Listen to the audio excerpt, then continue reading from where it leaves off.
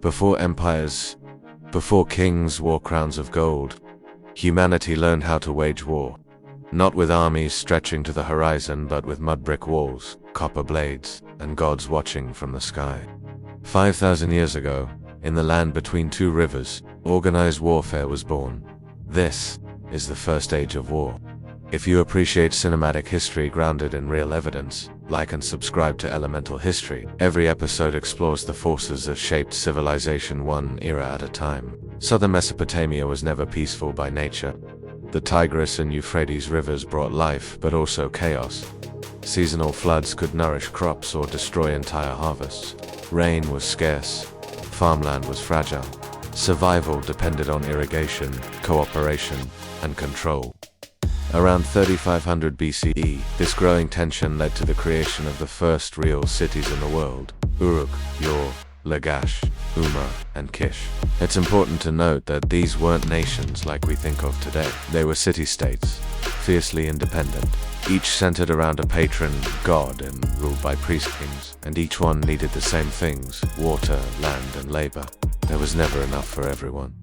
The very geography that birthed civilization also created the conditions for its first organized conflicts.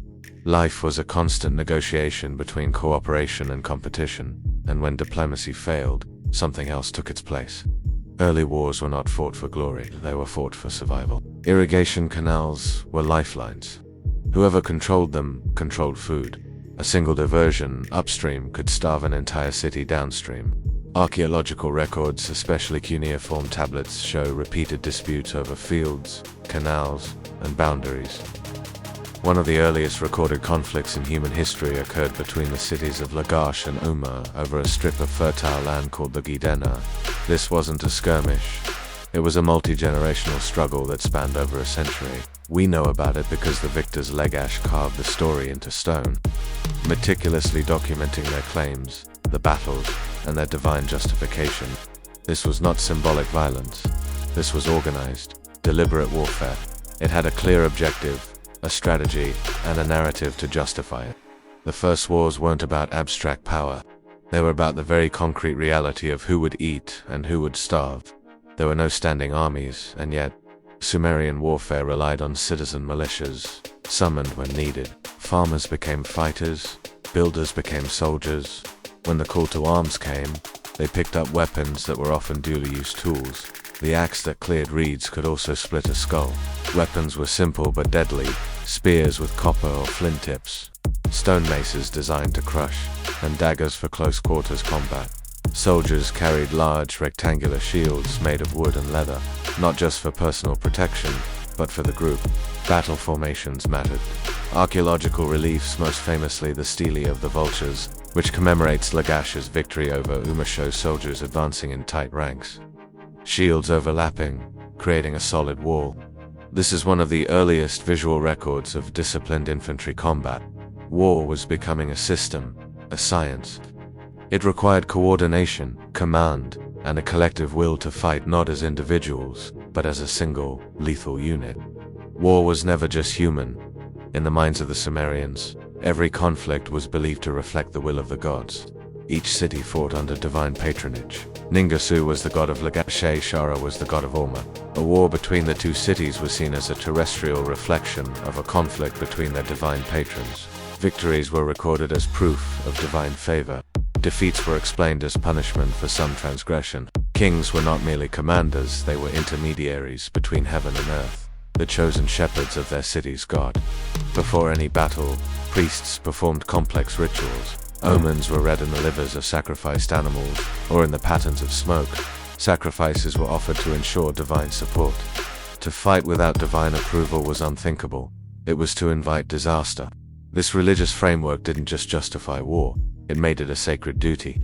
Around 3000 BCE, something changed. A Semitic-speaking people known as the Akkadians began rising to prominence in northern Mesopotamia. Their culture and language were distinct from the Sumerians in the south. And while the Sumerians were organized around independent city-states, the Akkadians emphasized centralized authority and professional leadership. This cultural shift had a profound impact on the nature of warfare. It became more aggressive, more expansive, and less defensive. Old school wars were all about fighting over land or resources, but the new Akkadian way, it's all about taking control. Instead of settling disputes, wars now aim to conquer rivals entirely, to absorb their territory, and to control their resources. This marked the transition from city-state conflict to imperial ambition. The groundwork was being laid for something the world had never seen before, an empire forged not just by trade or culture, but by military conquest.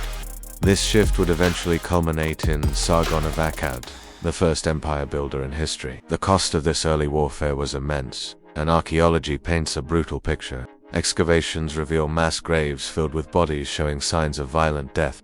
Skeletons bear the marks of trauma from maces and spears. The entire settlements were burned to the ground, their walls torn down, their temples defiled. Cuneiform records speak of the aftermath. War left widows, orphaned children, and abandoned fields that could no longer be farmed. Famine and disease often followed in the wake of armies. Yet, this destructive force also acted as a catalyst for innovation. The constant threat of war accelerated state organization, forcing cities to become more efficient at mobilizing resources and commanding people. It drove weapon innovation, with copper giving way to bronze. It spurred the development of record-keeping, and it solidified political hierarchy, as kings needed to track their victories and justify their campaigns, concentrating power in the hands of successful warlords who became kings. War shaped civilization as much as agriculture or writing. It forced humanity to organize not just to build, but to destroy. Modern warfare, with its drones, satellites, and precision missiles, feels distant from mud brick cities and copper blades. It's a different technological world. But the motivations remain hauntingly familiar. The struggle for control of resources, whether it's water in an ancient canal or oil in a modern pipeline, the bitter territory disputes over sacred land or strategic borders, the use of ideology, religion, or a sense of divine right to justify aggression and rally a population. The Sumerian Akkadian wars were not primitive chaos. They were the blueprint. They established a pattern of organized, state-sanctioned violence that has been refined and repeated for millennia.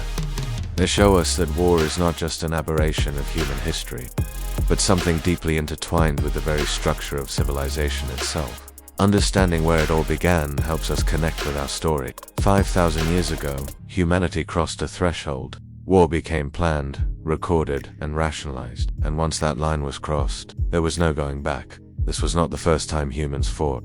It was the first time they made war part of civilization itself, an organized, systematic tool of the state. The age of empires was dawning, and it would be built on the foundations laid by these first soldiers, these first kings, and these first wars. Thank you for watching. If you found this journey into the past meaningful, please subscribe for more explorations into the forces that shaped our world.